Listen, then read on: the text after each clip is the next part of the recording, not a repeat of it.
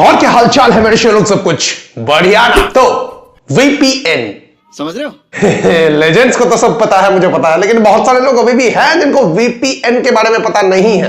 दोस्तों, खाली वीपीएन के बारे में ही नहीं, आज और भी कुछ जानकारी आपको देने वाला हूं, जैसे कि वीपीएन क्या है, वीपीएन को कैसे यूज किया जाता है, एक्चुअली में वीपीएन को किस लिए बनाया गया था और आज वो किस लिए यूज हो रहा है, और वीपीएन शायद से इंडिया में बैन हो सकता है। रीजन जी वो भी बताऊंगा, लेकिन एक छोटे से इंट्रो के बाद लगाओ।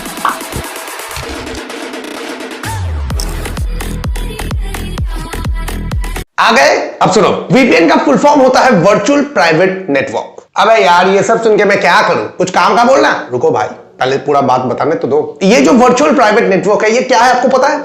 मैं बताता हूं। मान लीजिए हम सब इंडिया में रहते हैं पगला उगला है क्या? हम इंडिया में ही तो रहते हैं, इसमें मानने वाली क्या बात है? तू क्या दुबई से वीडियो भेजता है? ना वो बात नहीं है। मेरा मतलब है कि मान लीजिए हम इंडिया में रहते हैं और इंडिया में बहुत सारी चीजें बैन है, जैसे कि वो भी बहुत सारे चाइनीज ऐप बैंड है, बहुत सारे चाइनीज वेबसाइट्स बैंड है। तो ये सारी चीजें जो बैंड है, हमारा अंदर का कीड़ा बहुत बार मचल उठता है वो सारी चीजों को यूज करने के लिए या फिर देखने के लिए। बड़ा हरामी हो बेटा। और वीपीएन ही एक ऐसा रास्ता है, मेरा मतलब था नहीं, मतलब कभी भी उड़ सकता है, जो कि हमको वो सारी चीजों तक पहुंचाता था, वो भी सिक्योरली। नहीं समझ आया? वीपीएन का काम समझाऊंगा तब आपको समझ आ जाएगा। ये जो वीपीएन की बात मैं कर रहा हूं, ये क्या काम करता है? ये हमारी आईपी एड्रेस को चेंज कर देता है। एग्जांपल के तौर पर अगर मैं आपको समझाऊं तो इंडिया में 18+ कंटेंट बैन है। ओके, अब अगर आपको वो कंटेंट देखना है तो वो आप डायरेक्टली नहीं देख पाएंगे, लेकिन बाहरी देशों का कोई भी देश जिनमें ये सारी चीजें बैन नहीं है, वो उन कंटेंट को इजीली एक्सेस कर पाएंगे। अब वीपीएन का काम भी वही है, आपके आईपी एड्रेस को, मतलब आपके इंडिया वाले आईपी एड्रेस को चेंज करके किसी दूसरे आईपी एड्रेस में तब्दील कर देना, जिससे कि आप उन सारे बैंड कंटेंट को भी कंज्यूम कर पाएंगे। अब दोस्तों, मैं यहां पर आपको क्लियरली बता देना चाहता हूं कि ये जो मेरा वीडियो है, ये खाली एजुकेशनल पर्पस के लिए है। मैं कहीं पे भी आपको नहीं बोल रहा कि भाई जाओ जाके वीपीएन यूज करो या फिर बैंड चीजें यूज करो, और करने वाले करेंगे ही, मेरे बोलने से कुछ नहीं होता। समझ गए ना? अब वीपीएन को यूज में कैसे लिया जाता है? देखिए, दो तरीके से वीपीएन को यूज में लिया जाता है। एक तो है आप किसी थर्ड पार्टी ऐप को डाउनलोड कर लीजिए प्ले स्टोर से, कोई भी। वीपीएन का लाखों करोड़ों ऐप्स प्ले स्टोर में भरा पड़ा है, ठीक है? कुछ प्रीमियम है, कुछ फ्री है, आप कोई भी यूज में ले सकते हैं, ठीक है? देखिए, मैं एकदम ओपन बताऊं, मैं प्रीमियम वाले में जाने वाला नहीं हूं, ऐसा नहीं है मेरे पास, मैं गरीब हूं, तो मैं फ्री वाला दिखाता हूं। कोई भी वीपीएन को आप चूज कीजिए, इंस्टॉल कीजिए, ओपन कीजिए, और उसमें आप सिलेक्ट कीजिए आज आप कौन से देश का नागरिक बनना चाहते हैं। सिलेक्ट कर लिया, बस कोई भी बड़ा सा बटन दिख रहा होगा, एंटर, ओके, लॉग इन, चलो मारो, जो वाला बटन दिख रहा है वो उसको मार दो और आप कोई भी चीज को एंजॉय करो।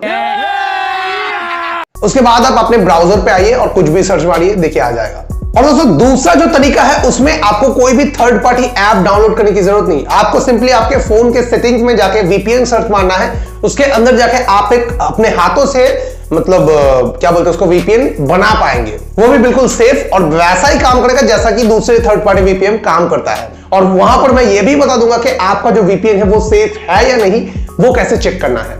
ये सब तो हो गया। अब आपको मैं ये समझाता हूं कि ये वीपीएन जो है, ये एक्चुअली बनाया क्यों गया था। मान लीजिए गवर्नमेंट को कोई किसी के ऊपर शक है कि ये शायद कोई गलत काम कर रहा है और उसके ऊपर निगरानी रखना है, लेकिन जिसके ऊपर निगरानी रख रहा है वो भी एथिकल हैकिंग वगैरह में बहुत सारा मास्टरी करके बैठा है, तो डायरेक्टली जाएंगे तो वो आसानी से देख लेगा कि हाँ ये मेरे ऊपर निगरानी रख रहा है, तो वो कोई गलत काम करेगा भी तो सामने सामने नहीं करेगा।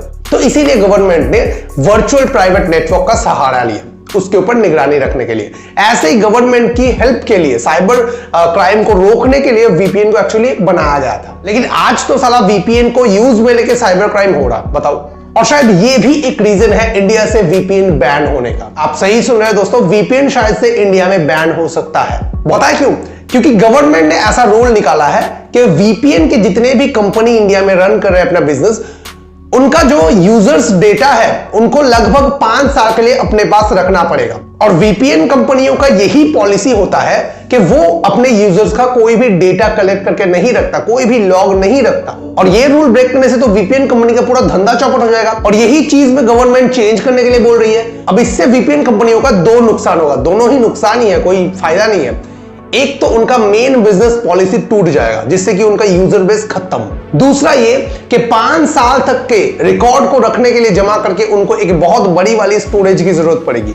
इससे VPN का जो चार्जिंग कॉस्ट है वो और महंगा हो जाएगा। मतलब जो प्रीमियम VPN एप्स वगैरह होते हैं, मैं उनकी बात कर रहा हूं। तो जहां तक मुझे पता चल रहा है कि VPN कंपनियां ना बोल रही है डायरेक्टली कंपनी को, मतलब गवर्नमेंट को, कि नहीं हम ऐसा डेटा नहीं रख सकते। तो इसी वजह से शायद से VPN इंडिया में बैन हो सकते हैं।